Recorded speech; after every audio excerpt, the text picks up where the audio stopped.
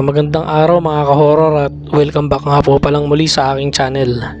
Nandito na naman nga pala tayo sa bagong episode ng Kwentong Agimat at Anting-Anting.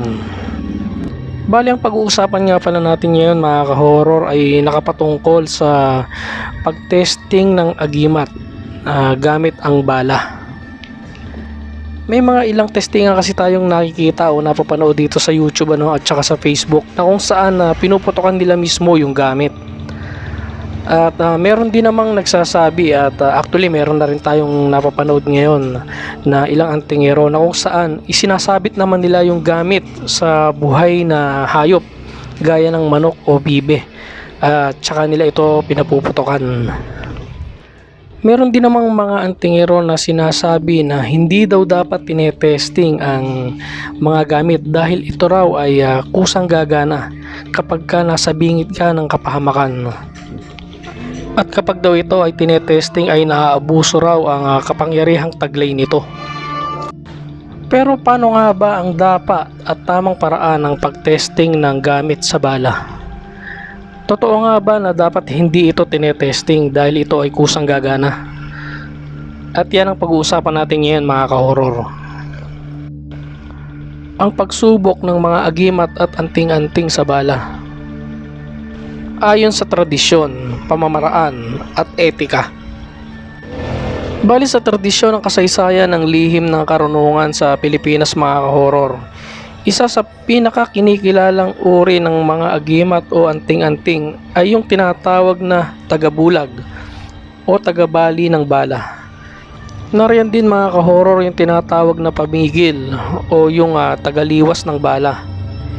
Ito ay yung mga gamit na ayon sa paniniwala ay kayang pigilan, ilihis o sirain ang bala bago pa ito makasakit. Pero alam nyo ba mga ka-horror na bago ito tinatanggap ng isang antingero o albularyo, yung mga ganitong klase ng gamit ay dumaraan muna ito sa itinatawag na pagsubok o yung kung tawagin natin ay testingan ng gamit.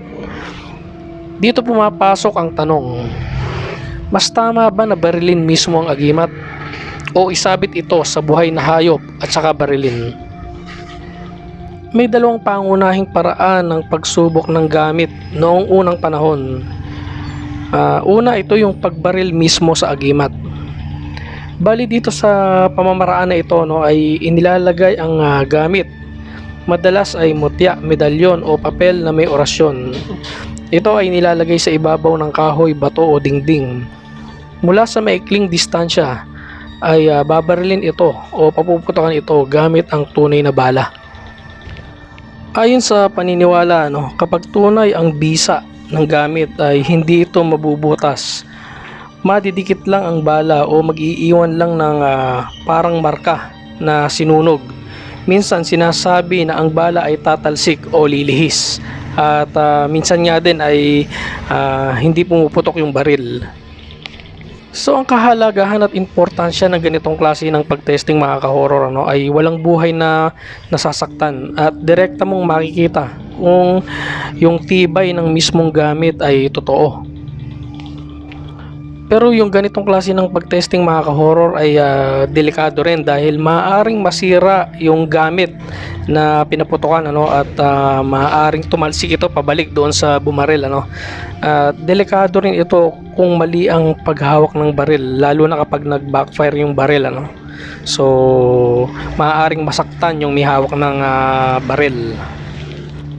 So pag-usapan naman natin ngayon mga ka-horror yung ginagawang pag-testing ng gamit na kung saan yung mga medalyon at mutya ay isinasabit sa buhay na hayop at ito ay papuputokan. So dito mga ka-horror ay pangkaraniwang isinasabit ang gamit sa leeg, sa dibdib o katawan ng isang hayop. Madalas ay aso, manok, kambing o kaya bibe ano. At ito ay babarilin ang hayop habang nakasuot ang gamit. Ayon sa mga matatandang paniniwala ano, ang hayop ay magsisilbing katawan na parang tao, na kapag hindi tinabla ng bala, ibig sabihin ay protektado rin ang sino mang magsusuot nito. So yung ganitong klase ng testingan mga ka-horror ay sinusubok ang epekto sa buhay na may galaw at init ng katawan. Dito mas tapat sa kondisyon ng totoong sitwasyon kaysa pagbaril sa bagay lang. So pagdating naman mga ka-horror sa panganib at etika yung ganitong klase ng testingan ay malupit at nakakasakit ng hayop. Kung pumalya ay maaaring mamatay ang hayop. Pangkaraniwan na gumagawa ng ganitong klase ng testingan mga ka-horror ay hindi na nila ibinibidyo kasi bawal ito sa batas at kontra sa makabagong ethical na pamantayan. Isang halimbawa mga ka-horror ng ganitong klase ng testingan yung pagbaril sa gamit ay yung ginagawa ni Commander Bantugan at ng marami pang mga antingero na kung saan yung mismong gamit ang binabaril niya. At sa ganitong klase ng testingan niya mga ka-horror ay malalaman natin kung may bisa ang gamit kapag ka ito ay binaril pero hindi tinamaan, o kaya ay tinamaan pero hindi naman nawasak o nabutas ang gamit, o kaya ay pinaputokan ito pero hindi pumutok yung mismong baril.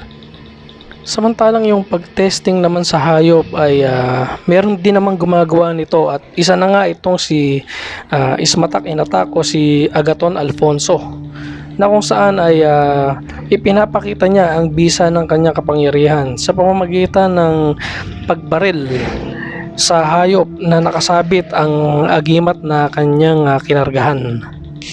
Pero yung ganitong klase ng testingan ay mariing pinagbabawal dito sa Pilipinas dahil dito nga ay naaabuso yung mga hayop dahil maaari nga itong mamatay o masaktan. So pag-usapan naman natin kung bakit nga ba magkaiba yung ganitong klase ng pamamaraan. Ang pagbaril sa mga gamit mismo ay nakatuon sa tibay ng material at lakas ng dasal o orasyon na nakaimbak dito. Samantalang ang pagtesting naman sa buhay na hayop ay nakatuon sa espiritual na proteksyon habang ito ay isinusuot kasama ang enerhiya ng buhay o bioenergy ng may suot nito. Sa tradisyonal na paniniwala mga ka-horror, may mga agimat o anting-anting na matibay sa bagay pero hindi sa katawan. At meron din namang matibay sa katawan pero hindi sa bagay.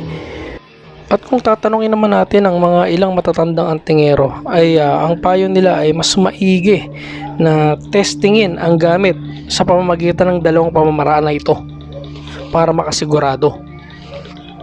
So pag-usapan naman natin ngayon mga ka-horror yung mga kadalasang palatandaan ng tunay na bisa ng gamit sa bala.